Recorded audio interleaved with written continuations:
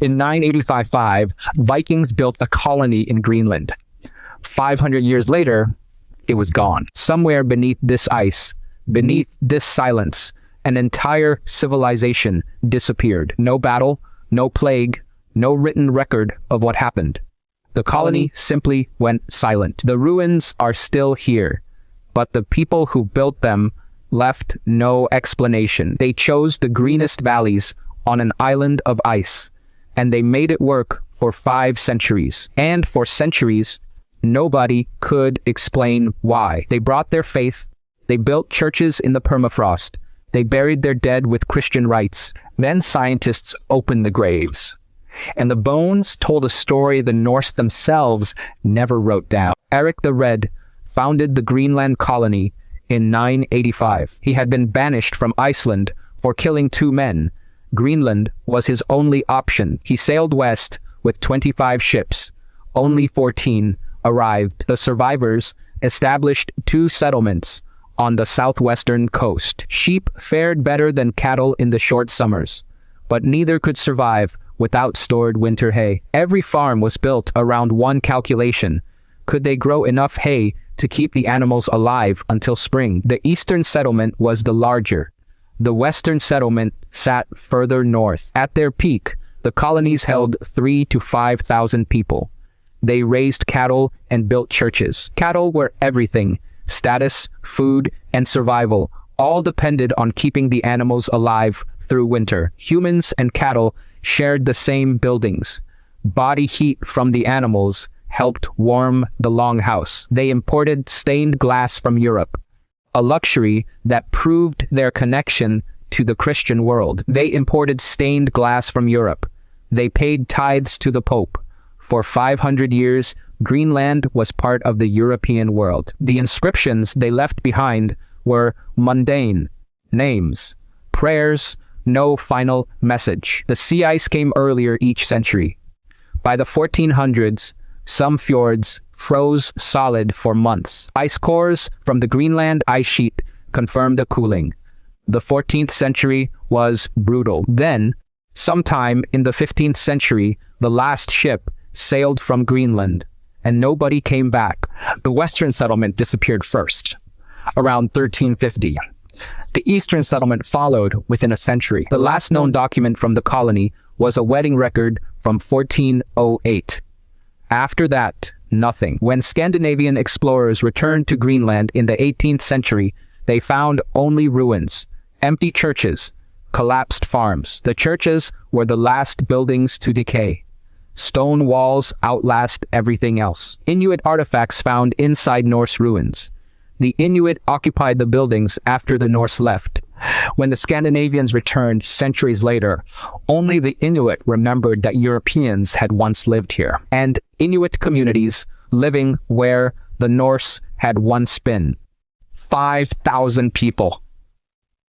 Gone. The biggest mystery in Viking history. Each bone sample needed only milligrams, but the information locked inside was worth centuries of guesswork. For over a century, the leading theory was simple: climate change killed them. The Little Ice Age. Temperatures dropped across the North Atlantic starting around 1250. Growing seasons shortened. Sea ice expanded. The Norse depended on cattle farming. Shorter summers meant less hay. Less hay meant starving animals. The conventional story was starvation.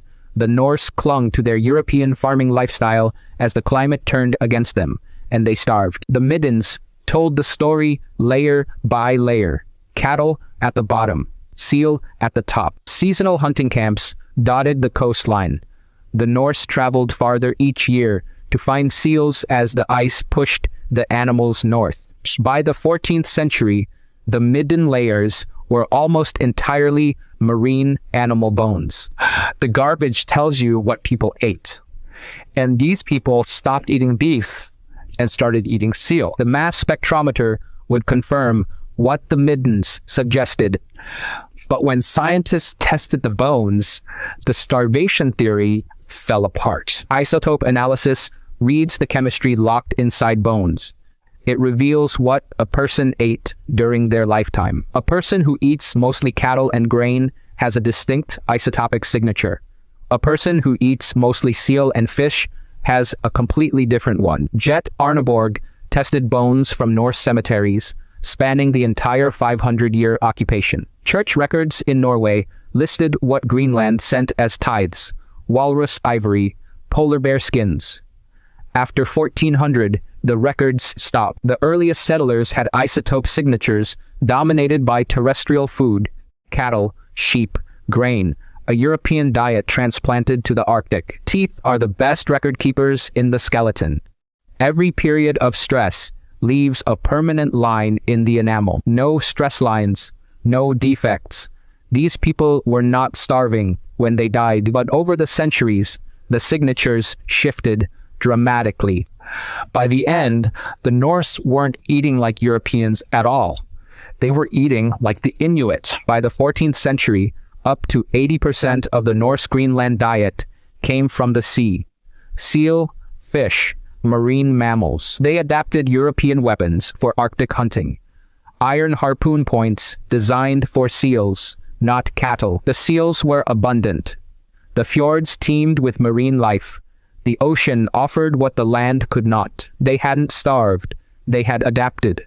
The Norse had abandoned their cattle, farming identity, and become marine hunters. The bones proved they were eating. So why did they disappear? Niels Linderup, a forensic anthropologist at the University of Copenhagen, examined the skeletons themselves. If the colony had suffered famine, the bones would show it. Malnutrition leaves unmistakable marks. The late-period skeletons showed none of these markers. The final generation of Greenland Norse were not malnourished. In fact, some measurements suggested the late Norse were healthier than their ancestors. Their marine diet may have been more nutritious than the cattle-based diet of the founding settlers. The late-period Norse were actually taller. Marine protein may have been better for them than cattle and grain. The walrus hunts were dangerous expeditions into the far north. Weeks of travel into the Arctic hunting grounds. Some tusks were carved locally before export. The craftsmanship was skilled but increasingly pointless as the market dried up. Healthy teeth, strong bones. Whatever killed the colony, it was not malnutrition. Every health marker was normal. The mystery only deepened. They weren't starving. They weren't sick. They were fed and healthy. And then they vanished. In 2022, Boyan Schmid offered a new theory. The answer might not be climate. It might be economics. Greenland's most valuable export was walrus ivory. Tusks hunted in Arctic waters north of the settlements. For centuries, walrus ivory was the luxury material of medieval Europe, worth its weight in silver. Greenland existed in the European trade network primarily because of this ivory. It was the colony's economic reason for being. And then the ivory market collapsed. African elephant ivory flooded Europe, and Greenland had nothing left to sell. European workshops turned Greenland ivory into sacred objects. The supply chain stretched from the Arctic to the cathedrals. When African elephant ivory arrived, the comparison was devastating. Bigger tusks, easier to carve, and cheaper. Another winter coming, shorter days, colder nights, and no ship on the horizon. Scandinavian shipping records show attempts to reach Greenland that turned back because of ice. The colony was becoming unreachable. Greenland had exactly one export, and the market for it vanished within a generation. By the 13th and 14th centuries, trade routes to sub-Saharan Africa brought elephant ivory to European markets in large quantities. Walrus ivory could not compete. Smaller, harder to carve, and less desirable, the market decided the tusks were smaller, harder to work, and less desirable than elephant ivory. The colony's entire economy depended on one product. When the market died, the colony had no reason to exist. Ships stopped coming. No connection to Europe, no supplies, no new settlers, no way to leave. Or was there? Some researchers think the Norse didn't die in Greenland. They think they left. The last families made a choice: stay and die slowly, or leave and face the open Atlantic. We will probably never know which choice they made. The ocean keeps its secrets, as well as the ice. There is no evidence of a violent end, no burned buildings, no mass graves, no conflict. The archaeological evidence suggests orderly abandonment, valuables removed, doors closed, as if they simply packed up and walked away. Doors closed from the outside. Whoever left deliberately. The valuable items were gone. Iron tools, bronze objects, religious artifacts. They took everything worth carrying. The Inuit are still here, 500 years after the Norse vanished. The people who adapted to the Arctic still call it home. Today, Greenlandic and Danish archaeologists work together to understand what happened here. DNA evidence added another layer. The population was genetically continuous with Iceland and Norway. There was no evidence of Inuit admixture in the Norse population. The two groups lived side by side, but did not intermarry. They didn't merge with the Inuit. They didn't intermarry. They stayed separate until the end. The Inuit, by contrast, thrived. Their technology was built for the Arctic: kayaks, harpoons, igloos, skin clothing. The Norse stubbornly maintained European-style clothing, wool and woven fabric, not sealskin, heavy timber buildings, not insulated snow shelters. They adapted their diet, but they refused to adapt their material culture. Modern Inuit carry no detectable Norse DNA. The two populations remained separate until one disappeared. The Inuit built for the Arctic. Every piece of technology was designed for the conditions the Norse refused to accept. Side by side, the Inuit technology was superior for every Arctic task. The Norse could see it working. They watched the Inuit thrive, but they never adopted a single tool. Two cultures, same landscape, only one built for it. Pride, identity, faith. Whatever held them to their European ways, it held them to the end. They wore European wool until the very end. Even when sealskin would have saved them, they ate like the Inuit, but they dressed like Europeans. And that contradiction may have doomed them.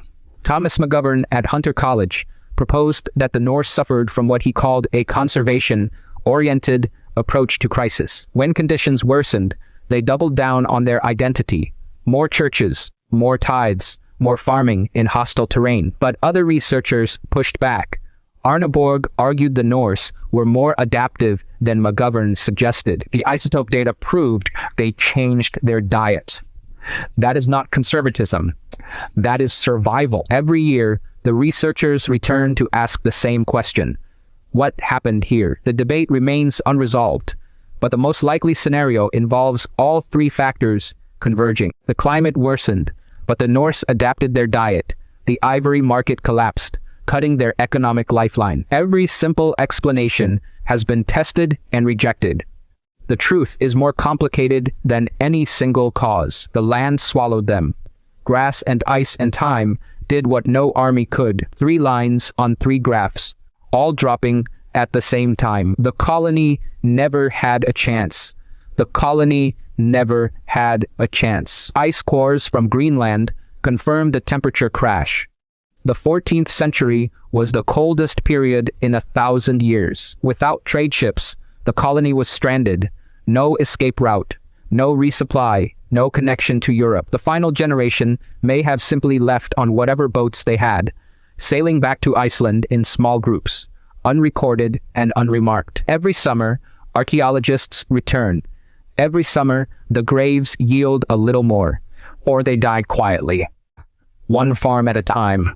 No catastrophe. Just a slow fade. The Inuit moved into the empty Norse territory.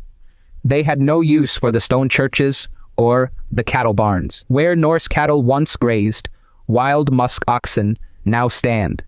The land recovered from European farming within a generation. Research continues every summer. Each season reveals new details about how the colony adapted and how it failed. The fjords are as beautiful now as they were 1,000 years ago.